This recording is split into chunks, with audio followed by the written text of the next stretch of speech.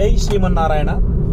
ఒకరోజు శ్రీ మహావిష్ణువు కొలువుండే శ్రీవైకుంఠానికి సనకాది మునులు సనక, సనందన, సనాతన, సనత్ కుమారులు శ్రీ మహావిష్ణువు కలవడానికి వైకుంఠానికి వస్తారు. అప్పుడు శ్రీ వైకుంఠానికి ద్వారపాలకులైనటువంటి జయ విజయులు ఆ మునులను లోపలికి అనుమతించరు. దీంతో కోపగించినటువంటి ఆ ఋషులు వారికి ఇద్దరికి శాపాన్ని ఇస్తారు. మీరు భగవంతుడి దగ్గర సేవ చేసేందుకు అర్హులు కాదు, మీరు భూమిపై రాక్షసులుగా జన్మించాలని వారికి శాపాన్ని ఇస్తారు. ఈ శాపానికి భయోకంపితులైనటువంటి ఈ జయ విజయులు వెంటనే శ్రీ మహావిష్ణువు దగ్గరికి వెళ్లి వేడుకుంటారు, స్వామి దీనికి ఎలాగైనా మీరే పరిష్కారం చెప్పాలని. వెంటనే శ్రీ మహావిష్ణువు అంటారు, మీరు ఈ 3 జన్మలుగా రాక్షసులుగా పుట్టి నా చేతి ద్వారా మోక్షాన్ని పొందుతారా, లేదా 7 జన్మలుగా నా భక్తులుగా పుడతారా అని అడుగుతారు. జయ విజయులు భగవంతుని దగ్గరికి త్వరగా చేరేందుకు గాను 3 జన్మలు రాక్షసులుగా పుడతామని కోరుకుంటారు.